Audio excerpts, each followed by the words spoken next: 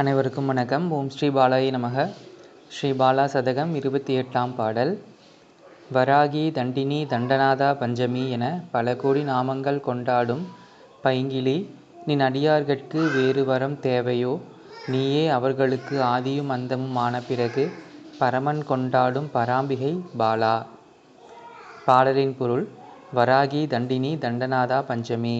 இந்த 4 பெயர்களும் அன்னை வராகி தாயையே போற்றுகின்றது. வராகி வராக முகம் கொண்டாள். தண்டினி அடியார்களுக்கு தீமை செய்யும் கயவர்களை தண்டிப்பவள். தண்டநாதா தண்டம் என்கின்ற உலகை ஆயுதமாய் கொண்ட தண்டநாதா. பஞ்சமி பஞ்சமி திதியில் கொண்டாடப்படுபவள். சப்த மாதர்கள் 5ஆமவளாக வருபவள் என்றும் பல அர்த்தங்கள் கொண்ட நாமம் இது. வராகி என்றாலே தர்மத்தின் வடிவமாய் இருப்பவள் என பொருள்.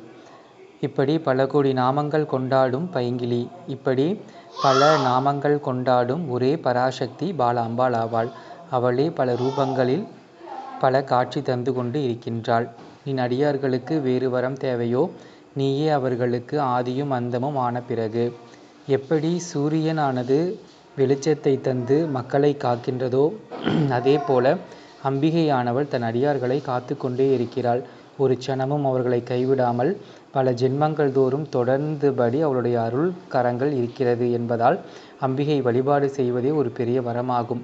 அப்பேற்பட்ட வரம் கிடைத்த பிறகு, அதாவது அம்பிகை வழிபாடு செய்யும் போது வேறெதும் வரம் கேட்பது என்பது முட்டாள்தனமாகும். ஏனென்றால் அம்பிகை வழிபாடே ஒரு பெரிய வரம் ஆகும் மனித பிறவிகளுக்கு. அதனால் அம்பிகை வழிபாடு செய்பவர்களுக்கு தனியே வேறு ஏதும் வரம் தேவையில்லை. அம்பிகை வழிபாடே சகலத்தையும் அவர்களுக்கு கொடுத்து விடும் என்பது கவிஞரின் வாக்காகும். ஆதியும் அந்தமும் ஆன பிறகு, அதாவது நீயே அவர்களுக்கு ஆதியும் அந்தமும் ஆன பிறகு, பரமன் கொண்டாடும் பராம்பிகை பாலா. அதாவது அம்பிகையே ஒருவன் வழிபாடு செய்கிறான் என்றால் அவனுக்கு அவளே அனைத்து சக்தியாகவும் இருக்கிறாள்.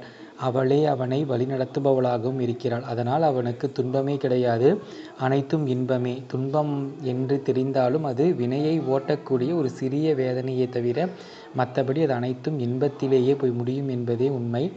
அது அந்த கணக்கு மனிதர்களுக்கு தெரியாது, அது தேவிக்குத்தான் தெரியும். அதனால் தேவியை வழிபாடு செய்பவர்கள் தொடர்ந்து அவளை வழிபாடு செய்து கொண்டே இருக்கும்போது அன்னை அவர்களை வழி நடத்துவது தானாகவே புரிய வரும் என்பதே இங்கு கருத்தாகும். பரமன் கொண்டாடும் பராம்பிகை பாலா. ஆதி பரமேஸ்வரனே கண்களை மூடி அம்பிகையை தியானம் செய்து கொண்டிருக்கிறார் என்கிறார் ஆதிசங்கரர்.